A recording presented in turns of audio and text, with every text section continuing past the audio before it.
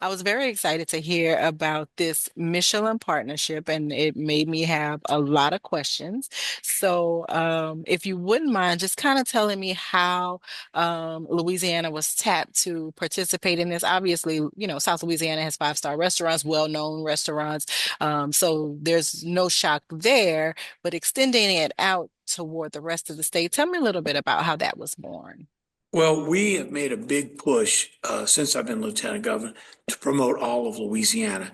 And every year during the Louisiana Great Seafood Cook-Off, we include chefs from all over the state.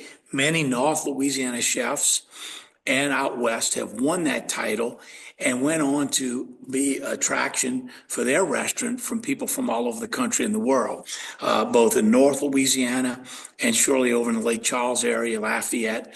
So when Michelin came to the southern states, after going to several southern states, it was only fitting for us to reach out to our partners around the state. Of course, New Orleans and Company, Baton Rouge, Lafayette, North Shore, Lake Charles, Shreveport, Bossier have all partnered with us to highlight all their great restaurants and all their great dishes. So hopefully, if we're lucky, they will receive several stars to restaurants all over the state because people will travel to visit restaurants on that list. And surely we want them to visit more than just New Orleans. Do we have any idea of when the regional guide will become public or will be announced? Well, they're out there right now in our state visiting those restaurants. And if you receive one star, that means you're a good restaurant. If you receive two stars, then it's worth detouring wherever you're going to make a trip to that restaurant. And if you receive three stars, it's worth planning your trip around going to that restaurant. So, and that will be international recognition for those people that are lucky enough to receive those stars.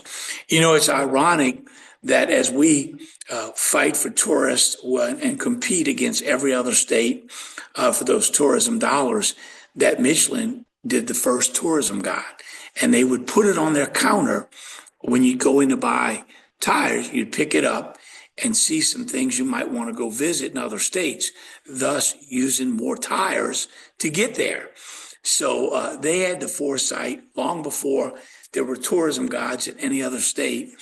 They had the idea to get people to travel and go visit other states to see the things worthy of seeing. So they really helped drive the tourism industry initially early on with getting people to use their tires more. You said that this is the year of food. We are celebrating the year of food. Give me your top three. What does the lieutenant governor love to eat? What do you miss when you're gone? Well, I talk about the great seafood. And my father, I grew up in the shrimp business with my dad. So any dish with Louisiana shrimp, from the shrimp remoulade at Galatoire's to shrimp Creole to any kind of shrimp dish is my favorite. And then you got to talk about the charboiled oysters that Drago's and many great restaurants put out. Those are the things that come to mind. Those are the things that I like to highlight. But you've got, the great crawfish that we produce that people can't even understand why we eat those little crusty mud bugs. But crawfish season is a big for us in Louisiana. But then the crawfish tails in all our dishes year round. But then I like the traditional dishes like red beans and rice and the things that you can put different things in and make it special. And everybody has a different way of cooking a gumbo.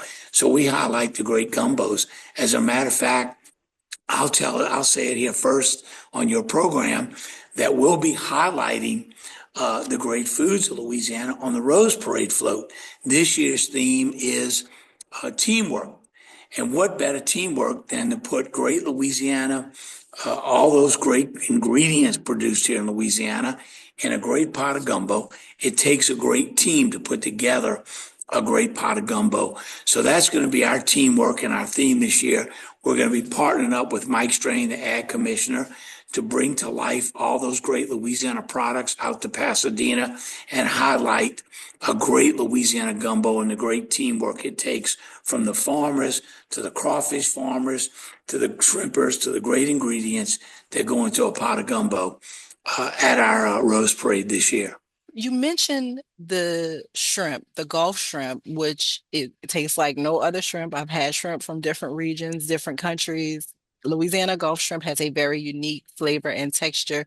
Is there anything that your office could work on, or another state agency to kind of help the shrimp industry in Louisiana, as we've learned recently that many restaurants don't use Louisiana shrimp? There were testers that went around and found here, particularly in Shreveport, about more than half of the restaurants are using imported shrimp.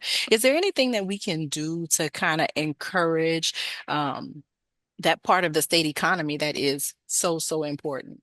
Yes, I'm over the Seafood Promotion Board. We got laws put in place that restaurants now have to tell you if they're imported. We also asked the legislature to move under my office the inspection. It's been under the health department for many years. I think there were 2,300 violations. Not one of them got fined. So now that's going to be our responsibility along with the ag department.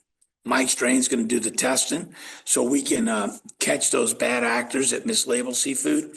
And then I'm here today in Rhode Island at the Lieutenant Governor's Conference. Several years ago, I got them all to support a resolution asking the federal government to impose a 10 cents a pound inspection fee. We inspect less than 10% of the imported seafood. A lot of that is rejected, chock full of antibiotics or full of bacteria. It's unhealthy. Uh, Recent tariffs that the president put on imported seafood is definitely going to help our local seafood industry. We hope they'll use some of those tariffs to hire more inspectors so those people are caught that are bringing in unhealthy seafood. We inspect less than 5% of it. So that's a great start. But we are making progress.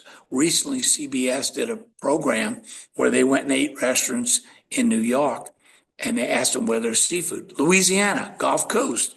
When they tested that seafood and went back to that restaurant, all eight were lying. It was imported seafood. So there's a national attention now being brought to that unsafe seafood. And people, hopefully nationally, will start asking before they eat and demand fresh seafood from the Gulf of Mexico, preferably Louisiana. So we are making progress. I'm hoping to talk our legislators on a national level into introducing legislation to clean up the act of imported seafood for all the seafood industries, from crawfish, shrimp, crabs, oysters. Those imports that are grown in human waste are unsafe.